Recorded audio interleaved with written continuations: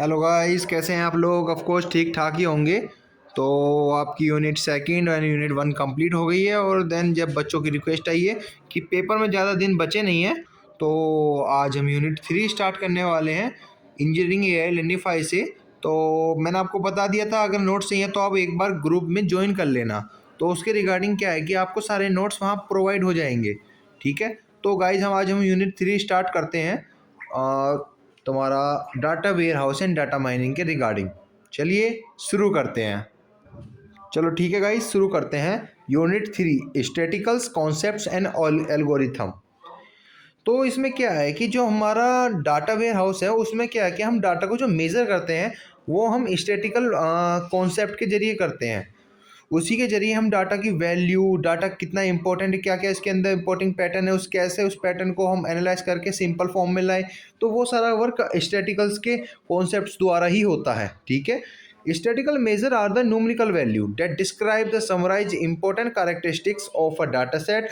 They help us understand pattern, make comparison, draw conclusion from data. ठीक है,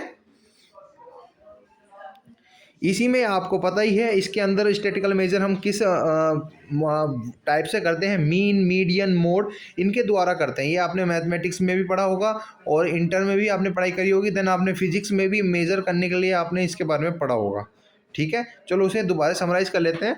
the average of all value in data set represent the central tendency of typical value is known as mean. ठीक है, और इसका simple formula है mean is equal to sum of all values number of values mean and is equal to of number of values sum of all values of mean. ठीक है, ये इसका formula है। एग्जाम्पल के लिए डाटा दे रखा है 5, 10, 15, 20।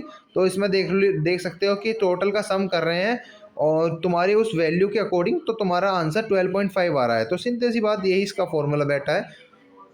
ठीक है, अब देन आता है हमारा median. Median value when data is stored in ascending order is not affected by extreme value outlier. How to find? Found कैसे करते हैं? Sort data से found करते हैं। If odd number of value and middle one, ठीक है। If even number, average of two middle values, ठीक है। डाटा कैसे रिप्रेजेंट हो रहा है? 3, 7, 9, 12, 15। हम इसका मीडियन निकाल लेंगे, अज्यूम करेंगे हम, मतलब एक ऐसी वैल्यू निकालेंगे जो एवरेज वैल्यू हो। फिर उसको हम क्या करेंगे, मीडियन से 7 + 9 करके उसे कैलकुलेट कर लेंगे। ठीक है, इसी तरह हमारा मीडियन निकलता है। अब हमारा क्या है, मोड। ये एक तरीके से आपका रिवीजन ही हो रहा है। The most frequent value in data set, are data set can have one mode, multiple modes और नो मोड्स। ठीक है, ये हमारे मोड का फॉर्मूला होता है। एग्जाम्पल के लिए डेटा दे रखा है 2, 4, 4, 6, 8। तो इसका मोड क्या है? 4 है। ठीक है, मोड इसमें क्या है? मोस्ट फ्रीक्वेंट वैल्यू है। Okay, data 1, 2, 2, 3, 3, 4, then modes 2 and 3 bimodal. ठीक है, स्टैंडर्ड डिवीजन पढ़ा होगा आपने। Measure how spread out values are around the mean, low standard deviation value are close to mean, high standard deviation equal to value are spread out. ठीक है, इसका इसमें formula deleted कर रखा है। Where X I each value, then mean, फिर उसके बाद नंबर ऑफ वैल्यू, ये इसके अंदर फॉर्मूला रिलेट कर रखा है। एक बार आप नोट्स में इसे मेंशन कर देना, अगर पूछते हैं तो फॉर्मूला और उसकी जो डिफाइन है डेफिनेशन उसे पढ़ के जाना। ठीक है, एग्जाम्पल भी इसके अंदर दे रखा है। वेरिएंस क्या है? The square of standard deviation. Standard deviation का जो स्क्वायर होता है वो हमारा वेरिएंस कहलाता है। Measure the average of square difference from the means, ये इसका फॉर्मूला है। ठीक है, हाँ, ज़्यादा टाइम बचा नहीं है, बस आपको इन्हें समराइज करना है माइंड सेट में और देन आपको एक्सप्लेन लिख के आना है। ठीक है, द सेम डेटा वेरिएंस कल टू 31.25 विच इज़ 5.59 टू 5.5922। इसका एग्जाम्पल है कि कैलकुलेट हुआ। ठीक है, उसका स्क्वायर होता है स्टैंडर्ड डेविएशन का।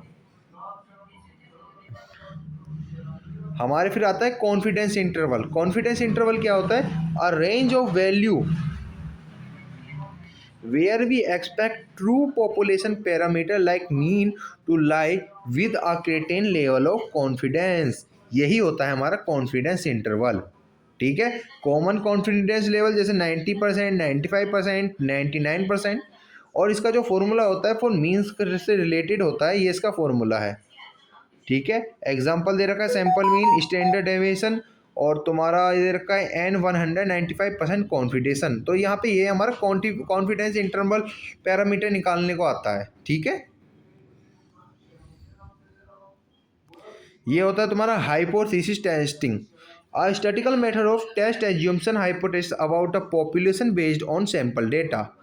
मतलब जो हमारा स्टैटिकल्स मेथड होता है उसको टेस्ट अजम्पशन करने के लिए जो हम पॉपुलेशन बेस्ड करते हैं सैंपल डेटा को, वही हमारा कहलाता है हाइपोथेसिस टेस्टिंग। इसके अंदर कुछ की टर्म्स है। नल हाइपोथेसिस जिसके अंदर हम कुछ अजम्पशन नहीं कर रहे हैं, नो डिफरेंस है, तो वो नल हाइपोथेसिस हो गया। Alternative hypothesis where you want to prove, जहां हम प्रूव कर रहे हैं। P value probability of observing the data, जहां हम ऑब्जर्व कर रहे हैं H0 इज ट्रू या नो, ठीक है, वो पी वैल्यू हो गया। सिग्निफिकेशन लेवल क्या है, 3 होल्ड्स फॉर रिजेक्टिंग एच और नॉट यूजुअली 0.05, ठीक है। कॉमन टेस्ट टी टेस्ट हो गया।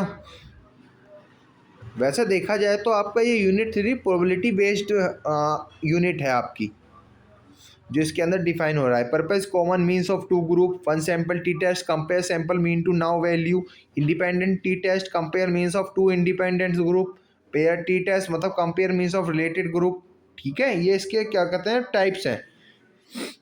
और मेरी एक रिलेटेड मानो तो क्या कहते हैं इन्हें आप रिवाइज करके ही जाओ, ये एक तरीके से मैथ के ही इसके अंदर यूनिट 3 बेस है, पर आप इन्हें समरीज को समराइज कर लो, ठीक है। ज़्यादा टाइम बचा नहीं है, थ्योरी ही आप ज़्यादा प्रोफोस करोगे वहाँ पे आप इनफ कर पाओगे पेपर में।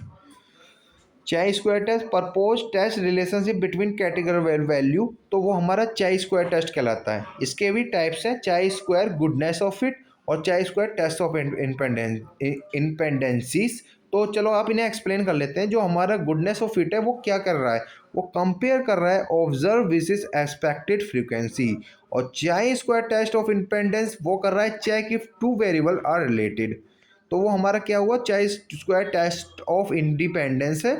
और जो हमारा फिटनेस है अच्छा, तो वो कंपेयर कर रहा है ऑब्जर्व वर्सेस एक्सपेक्ट फ्रीक्वेंसीज के द्वारा, ठीक है। ये वैसे देखा जाए तो पूरी यूनिट जो 3 है आपकी न्यूमेरिकल वाइज होने वाली है, पर इसमें थ्योरिकल आप कंप्लीट करके जाओ, क्योंकि टाइम ज़्यादा बचा नहीं है आपका, 19 में पेपर है, तो उससे रिलेटेड इतना इनफ रहेगा। तो मैंने इसे थ्योरी वाइज ही समराइज़ करा है पूरे यूनिट को, तो आप इतना भी करके चले जाओगे तो इनफ ही होगा। आप एक बार नोट्स को समझ लेना और अच्छी तरह से एक बार अंडरस्टैंड होके देख लेना कि पूरे इसके, और नोट्स भी हमारे ये है कि पॉइंट टू पॉइंट है, सिंपल वे में है, तो ये क्या है कि आपके माइंड में समराइज हो जाएंगे। मीन्स फाइंड एवरेज, और तुम्हारा व्हेन डाटा इज सिमेट्रिक और no outlier, median find middle value, mode find most common value, standard division measure spread, variance measure इसका स्क्वायर हो गया, स्टैंडर्ड डिवीजन का आपको पढ़ाया था। Confidence level estimate population parameter, T test. तो यहाँ पे ये क्या है, कंपेयर करता है मीन्स को, चाई स्क्वायर टेस्ट कोलरिटिकल रिलेशन। तो यहाँ पे ये इसके क्या कहते हैं क्या क्या पर्पस के लिए इसमें यूज़ हुआ है, और तुम देख सकते हो कि कैसे कैसे यूज़ हो रहा है। ये सिमेट्रिक के लिए यूज़ हुआ है, कैटेगरी डाटा के लिए हमने मोड का यूज़ करा है क्योंकि ये कॉमन वैल्यू को फाइंड करता है, स्टैंडर्ड डेविएशन हमने अंडरस्टैंड वेरिएबिलिटी को समझने के लिए यूज़ करा है, स्टैटिकल फार्मूला अनोवा को समझने के लिए यूज़ करा है, कॉन्फिडेंस इंटरवल सर्वे और पोल रिजल्ट के रिपोर्ट के द्वारा भी हम इसे यूज़ करते हैं, T test A B testing drug trial के लिए हम टी टेस्ट का यूज़ करते हैं, चाई स्क्वायर मार्केट रिसर्च हो गया, सर्वे एनालिसिस हो गया, उसके लिए हम सी स्क्वायर टेस्ट का यूज़ करते हैं। पर ये जो रिलेटेड टोटल है ना, ये आपके मैथमेटिक्स के रिगार्डिंग है, ये मैथ में आपने पढ़ा होगा तो ये वही है। बस आप इसको इसे थ्योरी वाइज ही समझ के चलना कि मीन मीडियन मोड के बारे में समझा देना और देन उनके फॉर्मूले मेंशन कर देना, बस इतना इनफ होता है। Machine learning algorithm, distance based algorithm, support vector machine. Support vector machine क्या होता है, इसके बीच में एक हाइपर प्लेन होता है, तो यहाँ पे डिवाइड कर देता है कैटेगरी वाइज, तो वो हमारा सपोर्ट वेक्टर मशीन हो गया, ठीक है। Create optimal hyper plane for classification use kernel और non linear data. K N N K nearest neighbour assign class based on majority of K nearest neighbour, steps calculate distance identify neighbour majority. ये क्या है, ये सारे चीज़ें हमारी machine को learn करवाने के लिए इन एल्गोरिथम का यूज़ होता है। क्लस्टरिंग एल्गोरिथम की बात करें तो मैंने आपको प्रीवियस में भी बताया कि सिमिलर जो हमारे टाइप के प्रोडक्ट होते हैं उनका जो ग्रुप होता है वो क्लस्टरिंग एल्गोरिथम कहलाता है।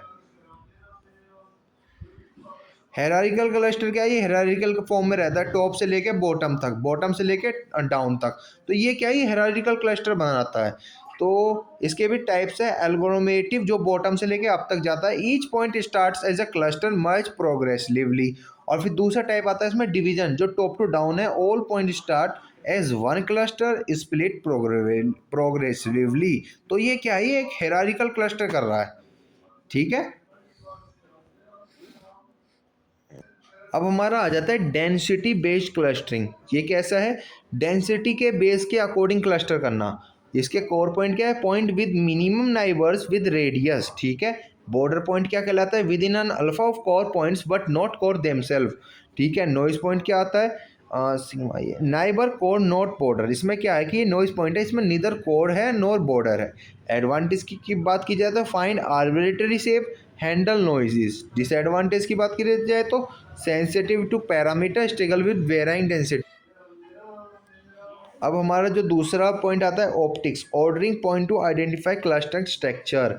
तो ये कैसे बेस्ड करता है, एक्सटेंशन ऑफ DBSCN, मतलब density based spatial clustering for varying densities.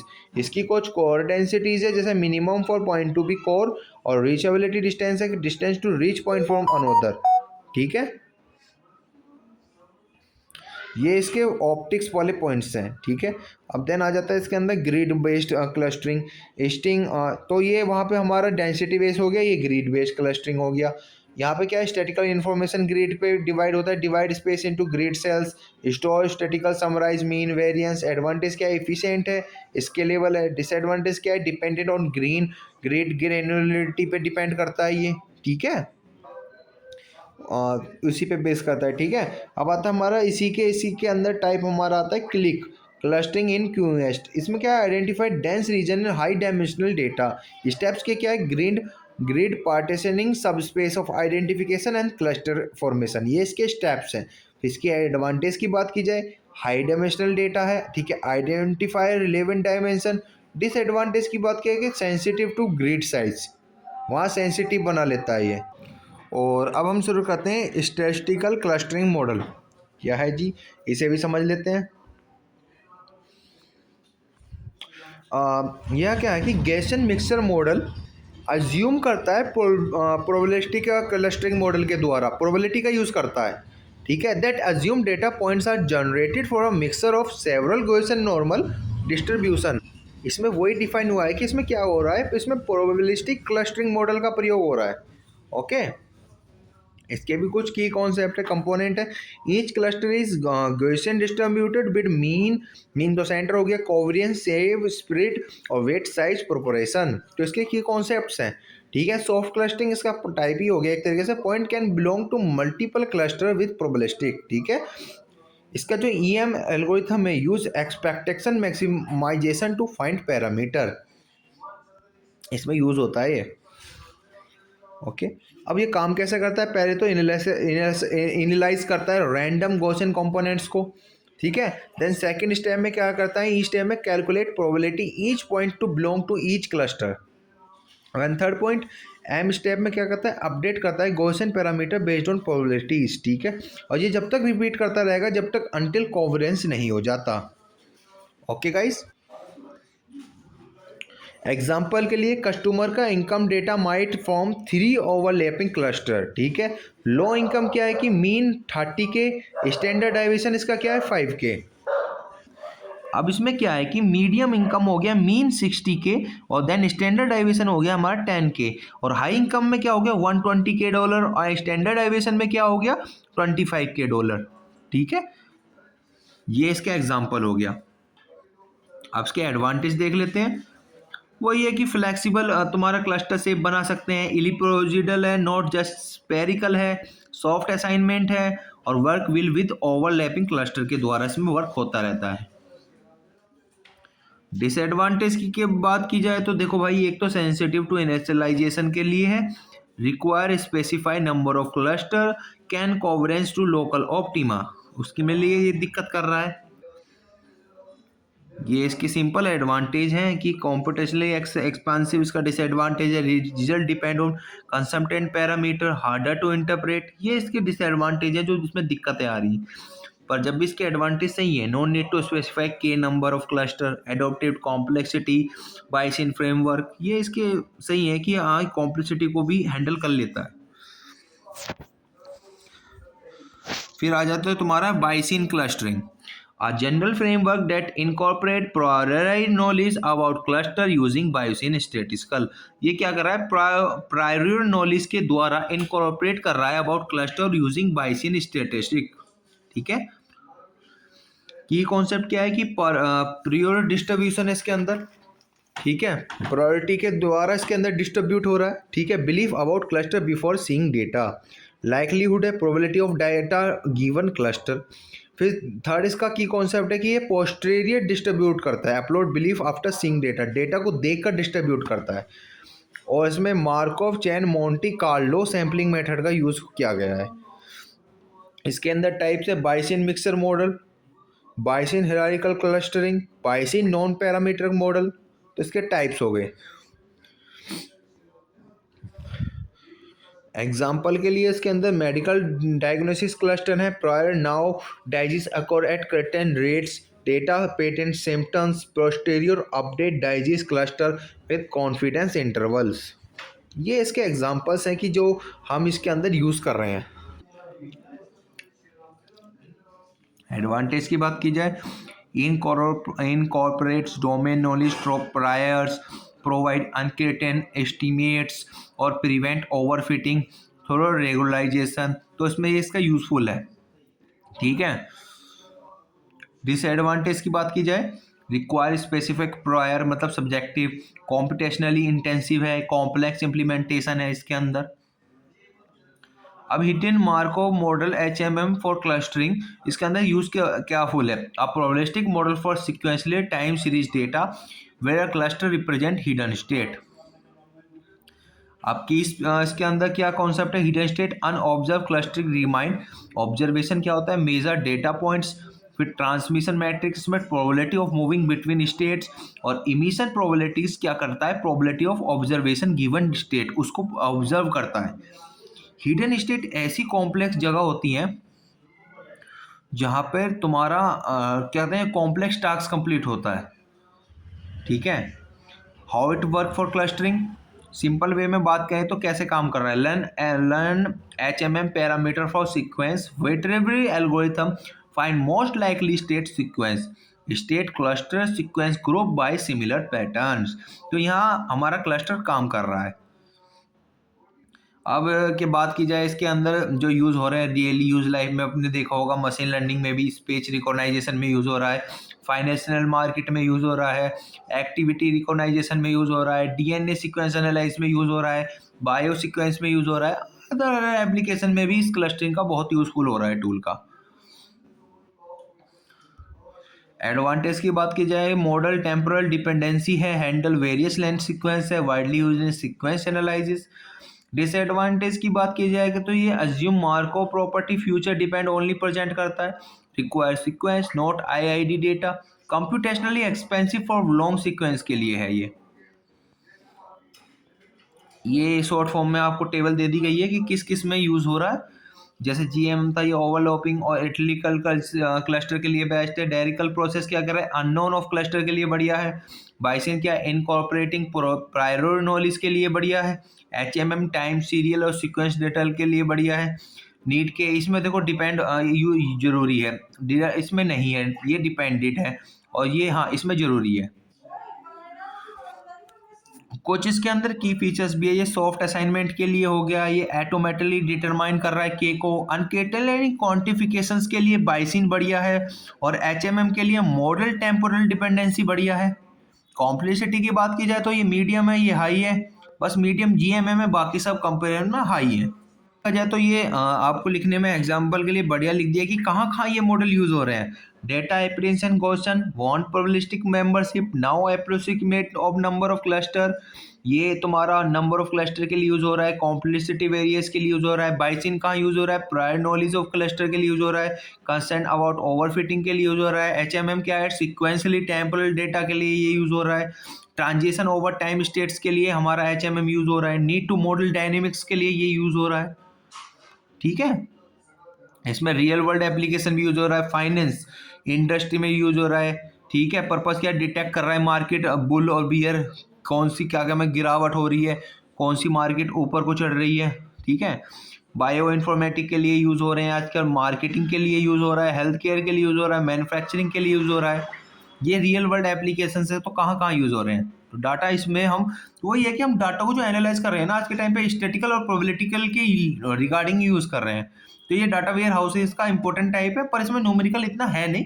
बस आपको मीन मीडियन मोड के डिफाइन करना है, देन आपको उसे समझाना है। ठीक है गाइस, और देन आपको नोट्स के लिए मैंने बता दिया है, आपको नोट्स के लिए हमारे बायो में ग्रुप है व्हाट्सएप का, वहाँ आप ज्वाइन हो जाना, आपको वो इसके सारे नोट्स वहाँ मिल जाएंगे। तो ये मैंने आपको शॉर्ट टर्म के लिए डिफाइन करा है, जिससे कि आप रिवाइज आसानी से कर सके, क्योंकि ज़्यादा टाइम बचा नहीं है। तो इसलिए मैंने इसे मिनिमम ड्यूरेशन में आपको एक्सप्लेन कर दिया है। बस आपको नोट्स को समराइज करना है और एक बार रीड कर लेना है, तो आप आराम से लिख कर आ जाओगे। अगर इतना भी लिख कर आ गए तो इनफ ही रहेगा। ठीक है गाइज, फिर और अगर आपको ये वीडियो अच्छी लगी हो तो सपोर्ट करने के लिए गाइस प्लीज़ चैनल को सब्सक्राइब कर देना। आपको ऐसी वीडियो आगे भी मिलती रहेंगी। और इसके बाद हम इंटर्नशिप्स के रिगार्डिंग भी वीडियो डालेंगे और ट्रेनिंग के रिगार्डिंग भी आपको वीडियो प्रोवाइड करते रहेंगे। ओके।